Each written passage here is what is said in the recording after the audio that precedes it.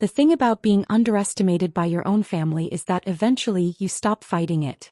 You let them believe what they want to believe and you build your actual life somewhere they're not looking. I learned this lesson around year 3 of my surgical residency, when Mom asked if I was still doing that medical school thing, and seemed genuinely surprised I hadn't given up yet. By year 5, when I'd been published in the New England Journal of Medicine for innovative trauma surgery techniques, she was telling her book club friends I worked at a hospital in some technical capacity. Now at 33 I'd stopped correcting her entirely. "Marcus, tell everyone about the promotion," Mom said, beaming at my older brother across the Christmas dinner table. The dining room of my parents' suburban Boston home was decorated within an inch of its life, every surface covered in garland, lights, and an aggressive amount of holiday cheer. Marcus straightened in his chair, preparing to hold court. "Well, I'm now senior project manager at the firm. It's a big step up. I'll be overseeing multiple development teams, directly reporting to the VP of engineering." "That's wonderful, honey." Mom clapped her hands together. "A real leadership position. Your father and I are so proud." Dad nodded approvingly. "That's the kind of career progression that matters. Management. 40. Making real decisions." My younger sister Diane chimed in from her end of the table. "And I just made partner at the law firm. Youngest person in the firm's history to make partner before 35. More enthusiastic congratulations erupted around the table. More praise for real accomplishments, tangible career milestones that made sense to people who read job titles and understood corporate hierarchies. Then Mom turned to me with that expression. The one that mixed maternal concern with mild disappointment, like looking at a houseplant that refused to thrive despite adequate watering. "And Jordan, how's your computer work going?" I took a sip of wine. "It's going well, thanks." "Still in the basement at that hospital?" Dad asked, his tone suggesting this was roughly equivalent to living in a van. "I work at Massachusetts General, yes." "Doing the IT stuff?" Marcus asked, not unkindly. He genuinely believed this. They all did. "Tech support, computer repairs, that sort of thing?" "I work with technology in a medical context," I said, which was technically true. Surgical robots were technology. Advanced imaging systems were technology. The entire modern operating room was essentially a technology showcase. Mom patted my hand sympathetically. "Well, hospital work is stable even if it's just technical support. Not everyone can be in management or leadership. The important thing is you're employed." Diane's husband, a corporate attorney who joined the family 2 years ago, leaned forward with the confidence of someone about to impart wisdom. "Have you considered getting certified in hospital administration? IT skills are good, but if you want to move up, you need business credentials. I know some people in healthcare management if you want an introduction." "That's thoughtful," I said. "I'm pretty settled in my current role, though." "But there's no advancement in tech support," Marcus insisted, his project manager instincts kicking in. "You're 33, Jordan. You should be thinking about career progression. Moving into management. Building something." Dad set down his fork with that decisive gesture that meant he was about to deliver serious fatherly advice. "Your brother's right. You've been doing the same computer job for 8 years now? At some point you need to show ambition. Take on leadership responsibilities. Make something of yourself." I'd been chief of surgery at Massachusetts General Hospital for 14 months. Before that I'd spent 2 years as vice chief. Before that I'd been the head of the trauma surgery division. I oversaw 240 physicians across 11 surgical departments. Last month I'd performed a groundbreaking procedure that separated conjoined twins. A surgery so complex it had required 17 hours in the OR and coordination with specialists from 4 countries. But sure, I needed to show more ambition. "I'll keep that in mind," I said, refilling my wine glass. Mom sighed. "We just worry about you, honey. Marcus has his management career. Diane has her partnership. They're building real professional legacies. You're a smart person. You could do more than fix computers in a hospital basement." "I appreciate the concern. Have you at least gotten a raise recently?" Dad asked. "Cost of living in Boston is brutal. I hope they're paying you decently for the tech support work." My compensation package last year was north of $800,000, not including bonuses and speaking fees. My hospital basement was actually a corner office on the 8th floor of the surgical wing with views of the Charles River. But I just smiled and said, I'm doing fine financially, Dad. The conversation mercifully shifted to other topics. Diane's recent courtroom victory, Marcus's new house in the suburbs, Mom's book club drama. I faded into the background, which was where I preferred to be during these family gatherings. Let them have their narratives. Let them believe I was their underachieving youngest child who'd somehow ended up in a dead-end tech support job at a hospital.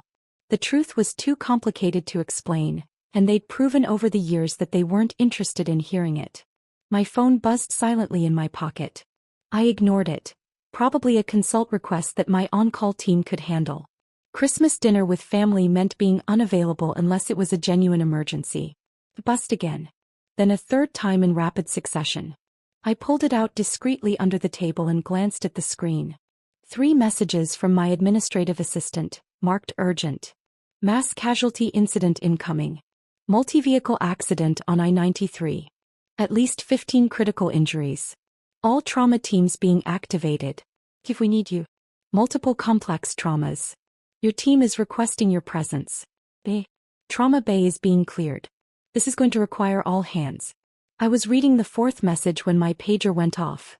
The high-priority tone that meant genuine emergency, not routine consult. In the sudden silence that followed the beeping, every head at the table turned toward me. What's that noise? Mom asked, looking confused. Is your phone broken? It's a pager, I said, standing up and pulling the device from my belt. The screen showed what I'd expected. Trauma alert, mass casualty, chief of surgery required, immediate response. A pager. Marcus laughed. Those still exist. I thought only doctors used those, and even then. He stopped mid-sentence, his expression shifting as some connection fired in his brain. I was already moving toward the hallway, pulling up the detailed incident report on my phone. 15 victims, multiple critical. At least 3 requiring immediate surgical intervention. 2 pediatric cases. This was going to be bad. My phone rang, the distinctive tone I'd assigned to my trauma coordinator. I answered while grabbing my coat from the hall closet. Dr. Williams, we've got a developing situation. Sarah's voice was calm but urgent, the tone of someone who'd coordinated enough emergencies to stay professional under pressure. Multi-vehicle pileup on I-93 northbound. Initial responders are reporting at least 15 critical injuries. We're activating all trauma teams, but we need you here. Multiple cases are going to require your expertise. What's the breakdown? I asked, already running through mental protocols. 3 patients with severe chest trauma, 2 with complex orthopedic injuries, 1 with massive internal bleeding, and 2 pediatric cases with head trauma. Plus multiple others still being assessed. The ER is about to be overwhelmed. Activate the disaster protocols. I want all available or staff called in. Clear operating rooms 2 through 7. Get neuro involved for the head traumas and call Dr. Patterson in for the pediatric cases. I'm 20 minutes out. Already done. We're setting up now. How fast can you get here? I'll be there in 15. I hung up and found my entire family crowded in the hallway, staring at me with expressions ranging from confused to stunned. What was that about? Dad asked. Why are you talking about operating rooms? I was shrugging into my coat and checking my bag, always kept packed with a change of scrubs and my surgical basics. Mass casualty incident. I need to get to the hospital. But your IT support, Mom said, her voice rising with confusion. Why would they call you for a medical emergency? I'm not IT support, Mom. I'm a surgeon. A surgeon. Diane's voice was sharp with disbelief. Since when? Since I completed my residency 9 years ago. Since I finished my fellowship in trauma surgery 8 years ago. Since I became an attending physician 7 years ago. I was moving toward the door, but they'd formed a semicircle blocking my path. Marcus stepped forward, his expression cycling through confusion and something that might have been anger. Wait, you're saying you're an actual doctor? Surgeon? And you've been letting us think you work in IT for how long? I never said I worked in IT. You all decided that's what I did, and I stopped correcting you after the 15th time you ignored me. My phone rang again. Sir. Dr. Williams, first ambulance is 2 minutes out. Severe chest trauma, possible cardiac involvement. We need you in Trauma 1 immediately. On my way. I ended the call and met my mother's eyes. I'm the chief of surgery at Massachusetts General Hospital. I have been for over a year. Before that, I ran the trauma surgery division for 3 years. I'm also an associate professor at Harvard Medical School and I've published 47 papers in peer-reviewed journals. Now if you'll excuse me, I have 15 people who are going to die if I don't get to the hospital in the next 10 minutes. The silence was absolute. Mom's face had gone pale. Dad's mouth was opening and closing wordlessly. Marcus looked like someone had struck him with a 2x4. The chief of surgery, Diane whispered. You're the chief of surgery at Mass General. Yes. But we thought, all this time we thought you were. Tech support in the basement. I know. You've mentioned it at every family gathering for the past 8 years. My phone was ringing again. The pager was going off. I could hear the urgency in every alert, feel the weight of what was waiting for me at the hospital. People were being loaded into ambulances right now, their lives depending on what happened in the next few hours. I moved past my frozen family and opened the front door. The cold December air hit my face, sharp and clarifying. Jordan, wait.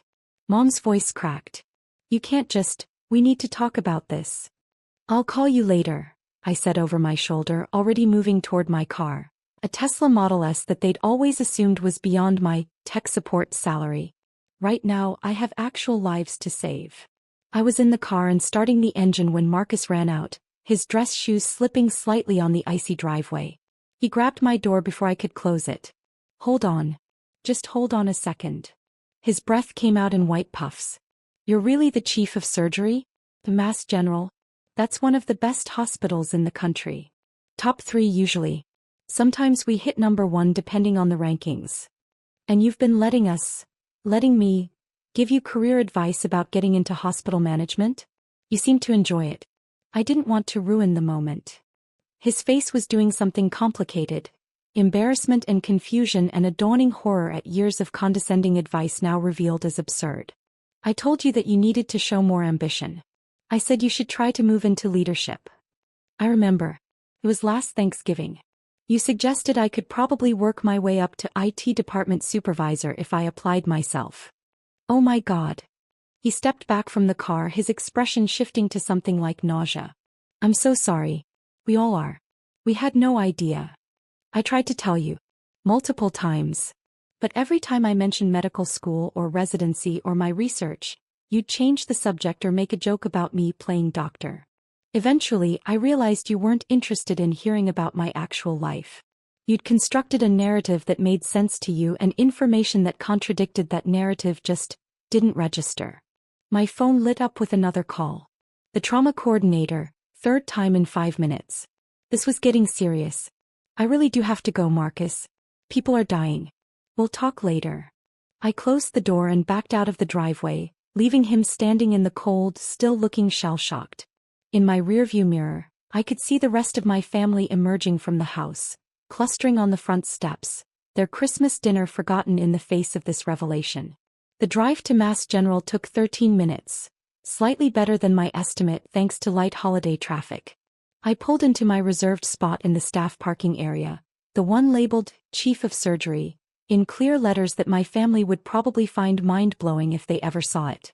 The hospital was already in controlled chaos mode when I entered through the emergency staff entrance. The disaster protocols had been activated perfectly. Trauma bays cleared, additional staff flooding in, the entire machine of a level 1 trauma center spinning up to handle mass casualties. Sarah met me at the entrance to the trauma wing, iPad in hand, already walking as she briefed me. First wave is here. We've got a 43-year-old male with a flail chest, possible cardiac tamponade. He's in trauma 1. Second ambulance is 30 seconds out with a pediatric case, 8-year-old girl, severe head trauma. Third wave is coming in hot with multiple crush injuries. I was already moving, my mind shifting completely into surgical mode. The family drama, the years of misunderstanding, the shocked faces on the driveway, all of it fell away. This was what mattered. This was what I actually did. Not fixing computers in a basement, but making split-second decisions that determined whether people lived or died. Trauma Bay 1 was organized chaos. My team was already there. 2 of my best trauma surgeons, an anesthesiologist, 3 nurses, all moving with practiced efficiency. The patient on the table was a mess. Chest visibly unstable, breathing labored, vital signs deteriorating. Talk to me, I said, snapping on gloves as I approached the table.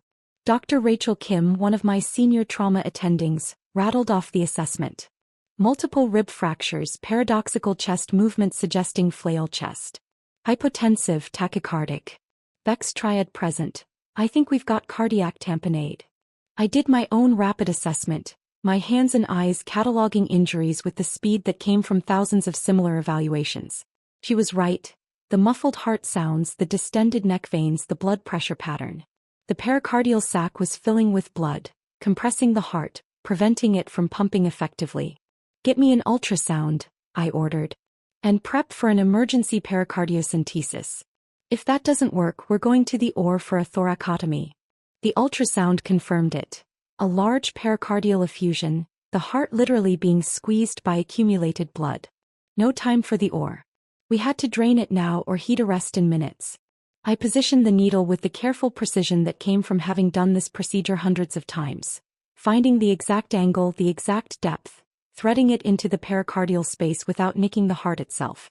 The patient's vitals were screaming, alarms going off, the anesthesiologist calling out declining oxygen saturation.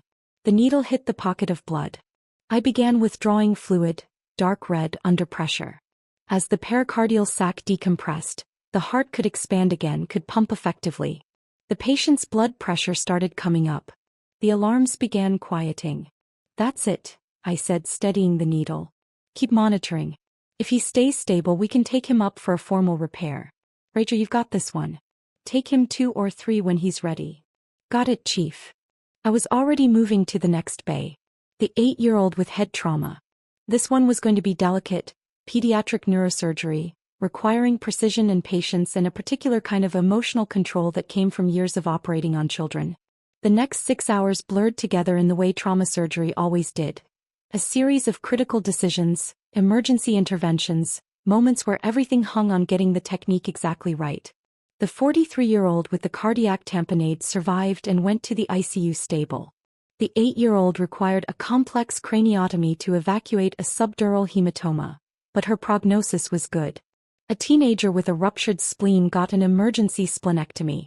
2 orthopedic cases with complex fractures were stabilized and sent to surgery with the ortho team. By 2 a.m. the immediate crisis was over. 15 critical patients had come through our doors. 13 were alive and stable. 2 had been too far gone when they arrived. The massive head trauma, the internal injuries that were simply too extensive to repair. 2 deaths out of 15 critical traumas was actually good. Better than the statistical average. But every loss still hit like a personal failure. A reminder that even with all my training and experience, I couldn't save everyone. I was in the staff lounge, still in my blood-stained scrubs, drinking terrible coffee and completing the last of my documentation when Sarah found me. Chief, you've got about 40 missed calls on your personal phone. Should I be concerned? Family, I said. They just found out what I actually do for a living. She raised an eyebrow. How did they think you paid for that penthouse in Beacon Hill? They thought I rented a small apartment somewhere and was very good with credit cards. That's... She searched for words. How? You're the chief of surgery at Mass General. You're in the news. You've been on CNN. You literally testified before the state legislature about healthcare policy last year. They don't watch medical news. They don't follow healthcare policy. And when I tried to tell them, they heard what they wanted to hear and filtered out the rest. I took another sip of terrible coffee. It was easier to let them believe what they wanted than to keep fighting about it. But you're one of the top trauma surgeons in the country. You pioneered 2 new surgical techniques. You've saved hundreds of lives. To them, I was the underachieving youngest child who never quite measured up to Marcus's project management career or Diane's law partnership. Sarah shook her head slowly. That's genuinely insane. What changed tonight? Mass casualty incident. They heard me take the call, saw the pager, heard me coordinating the trauma response. Kind of hard to maintain the IT guy narrative when someone calls you chief of surgery repeatedly on a phone call your entire family overhears. Oh. He started laughing. Oh, that must have been satisfying. More complicated than satisfying. Mostly just sad, honestly. 8 years of being underestimated by people who should have known better. My personal phone buzzed again. Text from Mom. Please call. We need to understand what happened. Why didn't you tell us? Another from Dad. We're proud of you. We should have listened better. Please come back so we can talk. Marcus. I'm an idiot. I gave the chief of surgery at Mass General advice about career advancement. I'm never going to live this down. Diane. Why didn't you correct us? We made fools of ourselves. I set the phone down without responding. They could wait. Right now, I had patient charts to review, follow-up orders to write, and 2 families to notify about deaths that would shatter their holidays. The personal drama could wait. The actual job, the one they'd never bothered to understand, came first. Sarah was still watching me. Are you going to call them back? Eventually. Not tonight. They're probably losing their minds. Probably. But I've been losing my mind at family dinners for 8 years, listening to career advice from people who didn't know what my career actually was. They can manage one night of uncertainty. She smiled slightly. That's cold, Chief. That's reality. They constructed a comfortable narrative where they were successful and I was struggling. That narrative made them feel good about themselves, so they maintained it even when I presented evidence to the contrary. Now they're dealing with cognitive dissonance and it's uncomfortable. Welcome to what I've been experiencing for nearly a decade. My phone rang, the hospital line. Probably a consult or a post-op update. I answered, falling back into the professional mode that was more comfortable than family drama. Dr. Williams. Chief, it's the ICU. The cardiac tamponade case from earlier. He's stable but his family is here. They're asking to speak to the surgeon who saved his life. I'll be right there. I stood up, drained the last of the terrible coffee and headed toward the ICU. This was the part of the job that nobody saw, that my family certainly didn't understand. Not just the dramatic surgery but the aftermath. The family meetings. The careful explanations. The managing of expectations and grief and hope. The patient's wife was in the ICU waiting room with 2 adult children, all of them looking exhausted and terrified. They stood up when they saw me approaching, their faces desperate for information. Mrs. Patterson? I'm Dr. Williams, Chief of Surgery. I performed the emergency procedure on your husband. Is he going to be okay? Her voice was shaking. They said his heart, they said he almost died. He was in critical condition when he arrived. He'd developed a condition called cardiac tamponade. Blood was accumulating around his heart, preventing it from pumping effectively. We performed an emergency drainage procedure which stabilized him. He's currently in the ICU sedated, but his vital signs are strong. The next 24 hours are critical but his prognosis is good. She started crying. The release of tension that came from fear transforming into hope. One of the adult children, a woman about my age, grabbed my hand. Thank you. Thank you so much. They said if you hadn't been there, if you hadn't known exactly what to do. I had an excellent team, I said, which was true. But yes, timing was critical. He's lucky he got to us when he did. We talked for another 20 minutes. Me explaining the injuries, the procedure, the recovery timeline, what to expect in the coming days. Answering their questions with patience and clarity. Helping them process the trauma of nearly losing someone they loved. This was what I did. This was what my family had dismissed as computer work in the basement. These moments of life and death, these conversations with terrified families, these decisions that rippled out in ways they would never understand. It was nearly 4 a.m. when I finally left the hospital. The December night was bitter cold, the city quiet in that particular way of pre-dawn Boston. My phone had accumulated more messages. Family mostly, but also several from colleagues who'd heard about the mass casualty response and were checking in. I drove home through empty streets, too tired to process the family drama properly. My penthouse, the one they thought was a small apartment, was dark and quiet when I arrived. Floor-to-ceiling windows overlooked the city, the Charles River a dark ribbon reflecting scattered lights. I poured a proper glass of wine, not the cheap stuff from dinner, and stood at the window thinking about perception and reality. About how people see what they want to see, hear what they want to hear. About how exhausting it becomes to correct those misperceptions, especially when the people doing the misperceiving are the ones who should know you best. My phone buzzed one final time. Text from Rachel Kim. Great work tonight, Chief. That cardiac tamponade save was textbook. Guy's stable and looking good for recovery. You made the difference. I smiled and typed back. Team effort. You all did excellent work. But I kept her message on the screen, staring at those words. You made the difference. That's what mattered. Not my family's belated recognition of my career. Not their shock at discovering I wasn't who they thought I was. But this, the actual work, the actual lives saved, the actual difference made. Tomorrow I'd deal with the family situation. I'd have the uncomfortable conversations, accept their apologies, maybe try to rebuild something more honest. Or maybe I wouldn't. Maybe I'd let them sit with the discomfort of realizing they'd spent 8 years being wrong about someone they claimed to love. But tonight I was just tired. Tired from the surgery, tired from the revelations, tired from years of being underestimated. I finished the wine and went to bed. Somewhere in suburban Boston, my family was probably still awake, processing and panicking and trying to reconcile their comfortable narrative with the uncomfortable reality. But I had surgery scheduled at 7 a.m., and sleep was more important than their crisis of understanding. They could figure it out on their own. After all, I'd been figuring things out on my own for years.